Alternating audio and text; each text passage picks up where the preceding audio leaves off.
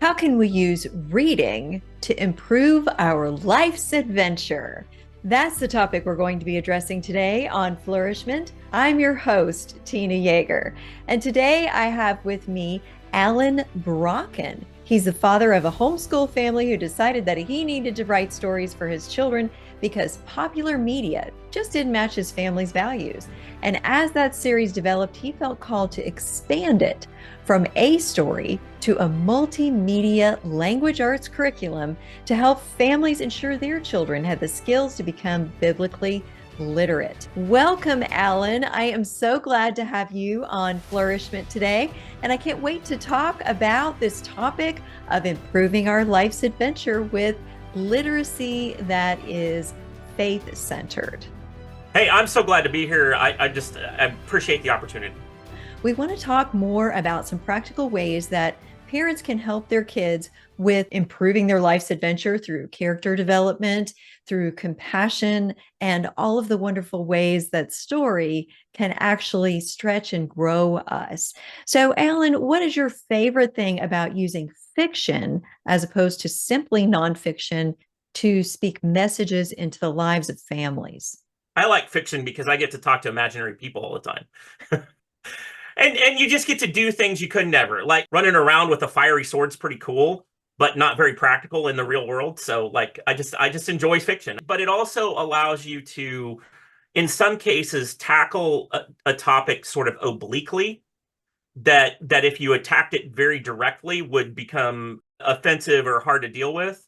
That because you're able to use allegory, because you're able to use broader terms or put it in a different situation, you're able to shine light on something in a way that you wouldn't otherwise be able to with if it was just very realistic. And I think that's the difference between what people label as what you mentioned was preachy Hmm. and a good story. You want to make Right. sure that the story is entertaining, it's engaging, it's authentic to real human emotions and situations, and it's not just simply trying to push a nonfiction message through the story. It's realistically bringing out that message through the steps of someone's fictional life.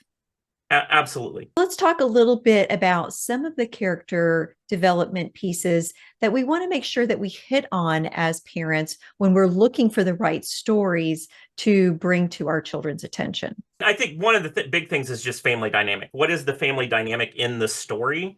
Because if the family dynamic, a really toxic family dynamic in the story may be a real story. I'm not saying there aren't toxic families. It happens all the time, and there's a place for that.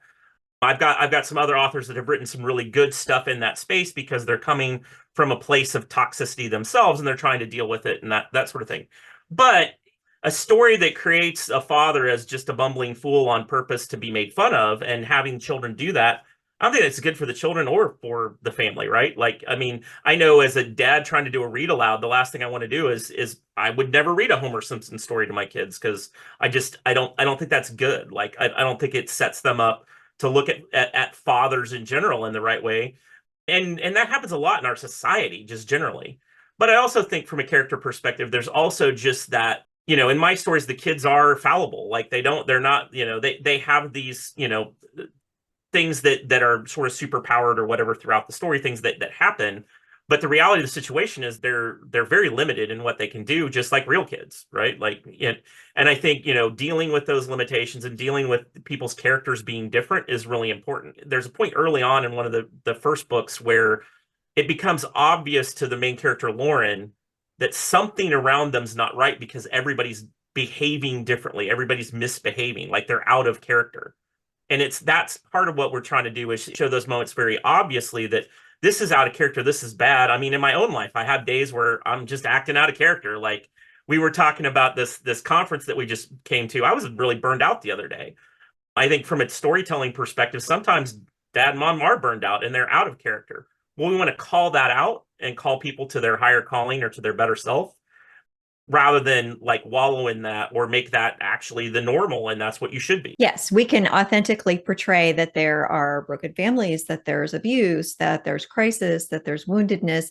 But at the same time, you want to offer a solution focused mindset, not just this is a disaster and it's going to stay that way. There's hope for redemption and showing those pieces of redemptive hope in the family of God and in a model somewhere in the story where there is a healthy family dynamic to show that this is possible, that this is the ideal, that the norm is not ever meant to be that people are living in misery and enmity in their own homes. A director of a homeschool co-op reached out to me and said, hey, we're thinking about using your books in our homeschool co-op, but we've got this parent that's really concerned about, the title of this one book and whatnot. It seems like the father's kind of a bad guy or whatever. Could you talk to me about that?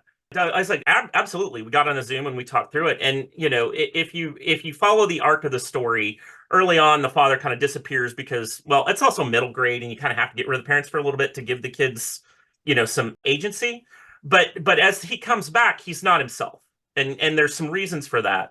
But I think part of, if you look at the whole arc of this story, we have tens of thousands of fathers over the last decade in America who've been off to Afghanistan and Iraq. And they didn't come back the same man that left.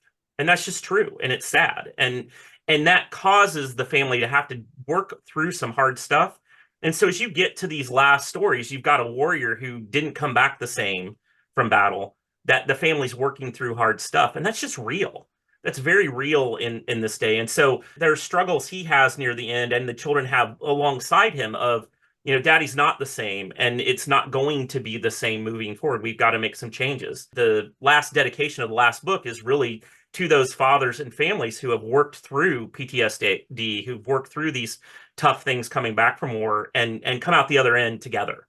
Right. And so I think to me as a storyteller, I want to tell real stories that get to the heart of things. I didn't say the words PTSD anywhere in there, but I'm not using modern current vernacular or anything like that.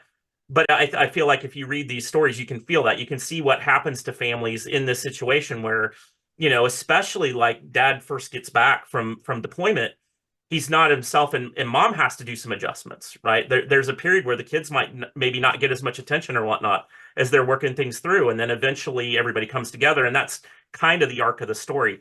And what's amazing to me, I didn't intend it to be that way necessarily, but God kind of moved it along. And there is like a whole book, like the series was only supposed to be 5 books. And there's a whole book that kind of digs into that particular scenario where father's not the same. That wasn't on my mind, but God kind of put it on my heart to put this in there. And it really, I feel like from an end to end, really created the arc that's there. And it gives an example of, things that didn't turn out so well for, who would have maybe normally been the hero of the story, and I feel like as a storyteller, we've got to do that. We've got to look to those hard situations and bring them out in a way that still shines hope, to your point, still shines the light of Christ into that situation. So, what are some tips for parents as they're looking at how to guide their middle grade aged children through reading processes and the right kind of questions to ask about those? These are older kids. They may not be super young where they're going to be reading with the child every single time. But what are some ways that parents can be proactive at making the most of the story time that the kids have and making it a character development process and a deep thinking, critical thinking process as they're reading? Well, I think, one of the big things is ask your kids what they're reading, right? Like if they're going to school, they're getting books from school or they're getting books from the library, and just ask them to tell the story. And be prepared for some probing questions, right? One of the things to do is to ask your child, well, would you have behaved the same way? And why or why not? Like that's a very simple question to ask.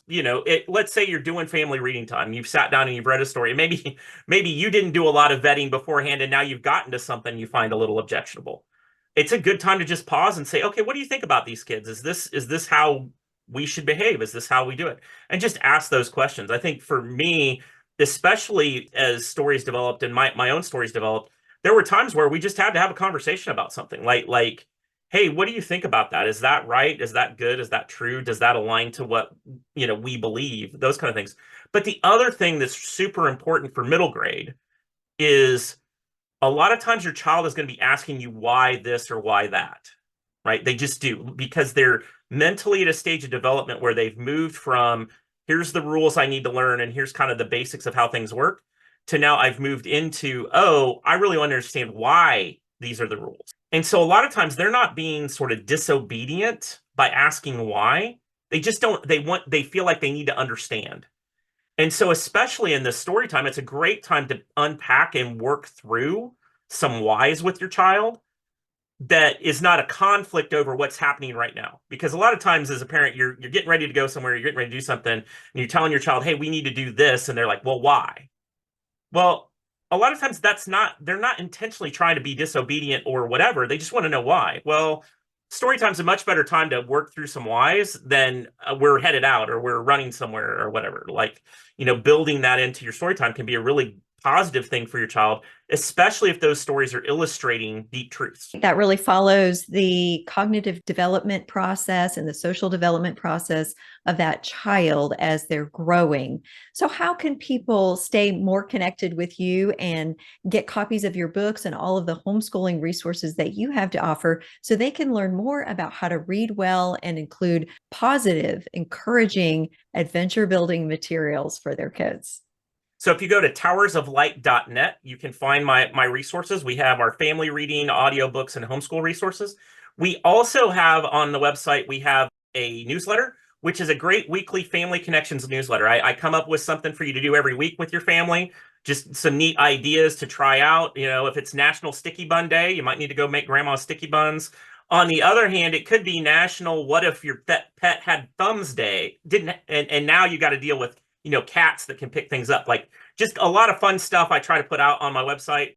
So join the newsletter, and there's free trials. Like, you can get my books, a few chapters for free, audio, the workbooks, things like that, just to check it out. I hope that all of you listening were encouraged to enhance your child's adventure and your own adventure as an adult by reading the right materials.